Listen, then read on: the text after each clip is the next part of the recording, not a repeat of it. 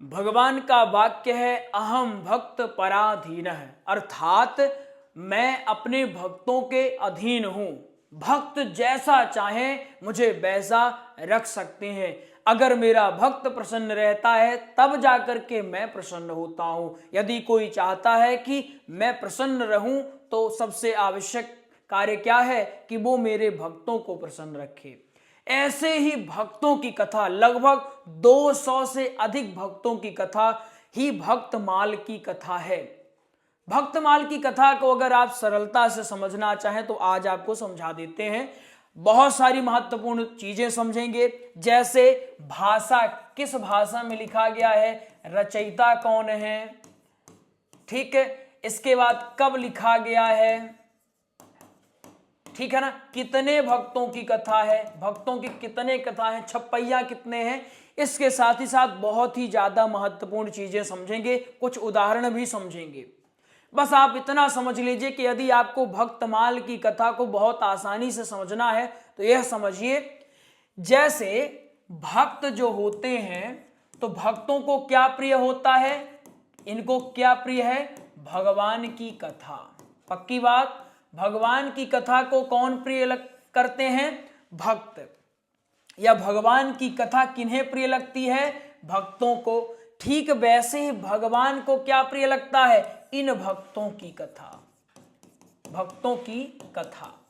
जैसे कोई सच्चा भक्त है, कोई सच्चा रसिक है और कहीं कथा हो रही है, कोई भी कथा हो, भागवत हो, श्री राम कथा हो, देवी भागवत हो या प्रभु नाम चर्चा ही चल रही हो, तो रसिक भक्त वहां बैठता है और आनंद के साथ सुनना प्रारंभ कर देता है, सारे तनाव को भूल जाता है और सिर्फ भगवान की कथा को सुनता है। ठीक ऐसे ही भक्तमाल की कथा में क्या वर्णित है, भक्तों की कथा वर्णित है। भगवान कहते हैं कि जिस प्रकार मेरा भक्त मेरी कथा को सुनकर के आनंद महसूस करता है, ठीक वैसे ही मैं अपने रसिक भक्तों की कथा को सुन करके आनंदित महसूस करता हूं। ऐसे ही तमाम भक्तों की कथा को भक्तमाल में पिरोया गया है। शब्द देखिए क्या लिखा हुआ है, भक्त प्लस माल। क्या हुआ, भक्त माल, ठीक है ना। भक्त का अर्थ क्या होता है, दास, और किसका दास, प्रभु का, ठीक है ना। या फिर सेवक, और किसका सेवक, प्रभु का। माल अर्थात माला, ठीक। अगर शाब्दिक अर्थ की बात करें, कोई आपसे पूछे कि इसका शाब्दिक अर्थ क्या होता है, तो आप क्या बताएंगे, इसका शाब्दिक अर्थ होता है भक्तों की माला। ये है इसका शाब्दिक अर्थ, भक्तों की माला इसका शाब्दिक अर्थ है। परंतु यदि कोई वास्तविक अर्थ और गहराई से बात होती है तो फिर आप लोग क्या बताएंगे, वो देखिएगा। अगर थोड़ा सा गहराई में अपन जाते हैं तो क्या होगा, चारों युगों के भक्तों की श्रृंखला माला ही क्या है, भक्त माल है। चारों युग में जितने भी भक्त हुए हैं, कोई पूछेगा कितने भक्तों को यहां पर सम्मिलित किया गया है, तो आप बता सकते हैं कि चारों युगों, एक युग, दो युग, तीन नहीं, चारों युग, जितने भी युग में संत हुए हैं, जिनने भगवान की पूजा की है और भगवान के नाम को यत्र तत्र जागर किया है, उनका नाम यहाँ पर है या उनकी कथाओं को यहाँ पर सुंदर ढंग से वर्णन किया गया है। समझ में आ गया ना। कहा जाता है कि भक्तमाल की कथा को सुनने से बहुत ज्यादा लाभ होता है, पुण्य की प्राप्ति होती है। जब भगवान रिझ रहे हैं उस कथा को सुन करके, तो सोचिए उस कथा को सुनने से कितना लाभ होगा, ठीक है ना। चलिए, चारों युगों के भक्तों की श्रृंखला माला ही क्या है, वही है भक्त माल। रचयिता की यदि बात करें तो रचयिता कौन है, श्री नाभादास जी महाराज, ठीक है ना। ये रचयिता हैं, इनको कहा जाता है कि ये कैसे थे, ये जन्मांध थे, ठीक है ना। ये जन्मांध थे, परंतु इनकी उत्कृष्ट रचना को देखकर ऐसा लगता नहीं कि जन्मांध थे, ठीक है ना। इनके गुरुजी थे, इनको बाल्यकाल में ही उठा कर के लाए जंगल में। वो थोड़ा सा लंबी कहानी हो जाती है, वो भी आपको सब बताएंगे, जब कथा स्टार्ट होगी सब बताएंगे। इनके गुरु जिनको उठा करके लाए, माता जी, ऐसा कहा जाता है कि पिता जिनके थे नहीं, माता जी थी, लेकिन धन का अभाव था, इस कारण से पालन पोषण में असुविधा हो रही थी, तो इनको जंगल में छोड़ा गया। उसी जंगल में गुजरते इनके गुरुजी ने देखा और इनको इनकी आंख प्रदान की और उसके बाद फिर इनकी आंख आ गई थी, ऐसी मान्यता है, ऐसी कथा प्रचलित है। वो सारी चीजें हम लोग समझेंगे।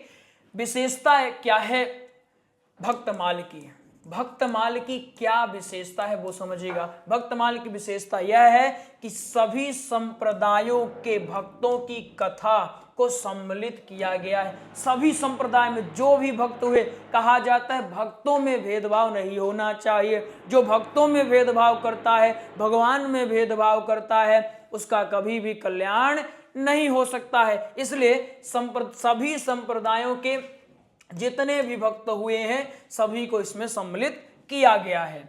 ठीक, अगर उदाहरण आपसे कोई पूछता है या आपको जानना है तो उदाहरण के तौर पर ध्रुव महाराज हैं, प्रहलाद जी हैं, द्वादश प्रधान भक्त सूर हैं, कबीर दास जी हैं, तुलसीदास जी इत्यादि जितने भी भक्त हुए हैं। ठीक, भक्तमाल में 200 से अधिक भक्तों की कथा का वर्णन मिलता है और 316 छप्पइयों को इसमें लिखा गया है।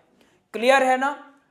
नेक्स्ट देखते हैं तो भगवान स्वयं कह रहे हैं, भगवान को स्वयं से अधिक कौन प्रिय है? भक्त प्रिय है। और ये एक एग्जाम्पल है, अहम भक्त पराधीन, और ये कहां से लिया गया है? भागवत से लिया गया है। ठीक बात समझ में आ गई? अहम भक्त पराधीन मतलब मुझसे, मैं किस पर आश्रित हूं? अपने भक्तों पर। मैं किनके अधीन हूं? अपने भक्तों के अधीन हूं। मेरे से भी श्रेष्ठ कौन है? मेरे भक्त हैं। गोस्वामी तुलसीदास जी ने तो और बहुत बड़ी बात लिख दी। क्या लिखते हैं? मोते मोते अधिक अधिक संत कर लेखा। मोते का मतलब क्या होता? मेरे। मेरे अधिक मतलब अधिक, मोते अधिक संत कर लेखा। अधिक संत जो उनके भक्त होते हैं या संत होते हैं, है ना, जो संत होते हैं या भगवान के भक्त होते हैं। लेखा का मतलब क्या होता है? गणना, है ना।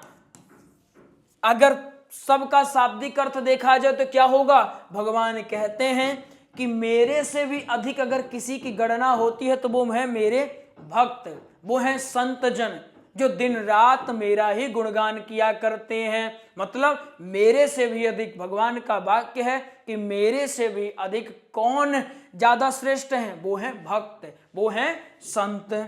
क्लियर बन जाएगा? अगर रचना की बात की जाए कि रचना कब हुई थी तो वो थोड़ा सा देखिएगा।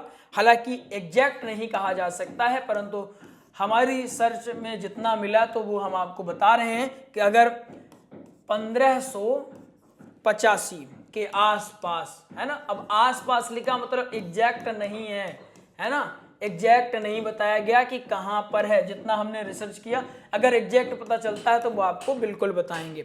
ठीक है ना। अब एक चीज और है कि भक्तमाल के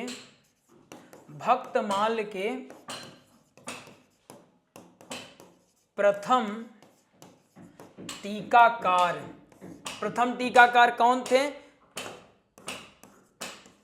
प्रियादास जी महाराज। बात समझ में आ गई है? अब एक चीज और समझ लीजिए। हालांकि हमने सोचा था आपसे क्वेश्चन पूछेंगे, लेकिन चलिए लिख लीजिए। श्री नाभादास जी महाराज के गुरु कौन थे? किसी को पता है क्या? कमेंट करेगा। श्री अग्रदास। ठीक, यही श्री नाभादास जी महाराज को बाल्यकाल में उठा करके लाए जंगल से और अपने सानिध्य में शिक्षा दीक्षा प्रदान किए, और वही प्रभाव आज आप लोग भक्तमाल के तौर पर देख रहे हैं। इनकी और भी बहुत सारी रचनाएं थी, परंतु भक्तमाल उभर करके ऐसे निकले चूंकि भक्तों की माला थी, समस्त भक्तों को यहां पर सम्मिलित किया गया था। ठीक, चलिए, कैसी लगी क्लास बिल्कुल बताइएगा। यदि आपको नोट्स की आवश्यकता होगी तो भागवत कथा, राम कथा के सरलतम नोट्स उपलब्ध हैं, आप प्राप्त कर सकते हैं। और भक्तमाल के बारे में आपने जो इन्फॉर्मेशन देखा है, आपको कैसी लगी, पसंद आई या नहीं, वो आप हमको कमेंट के माध्यम से बता सकते हैं। जल्दी भक्तमाल की कथा प्रारंभ की जाएगी और इसका श्रेय जाता है एक वृंदावन के ही हैं, बाल संत कह सकते हैं उनको, बहुत अच्छी कथा भी करते हैं, सीख भी रहे हैं और भक्तमाल की ओर उनका रुझान है। और सबसे बड़ी बात यह है कि वो भी जन्मांध हैं और जन्मांध होते हुए भी अपनी दृढ़ इच्छा शक्ति के बलबूते वो कथाओं को सीख रहे हैं और उनका लक्ष्य है कि मैं आगे चल के कथा सीखूं और कथा करूं। चलिए, मिलते हैं किसी और क्लास में, तब तक के लिए राधे राधे, जय सिया राम।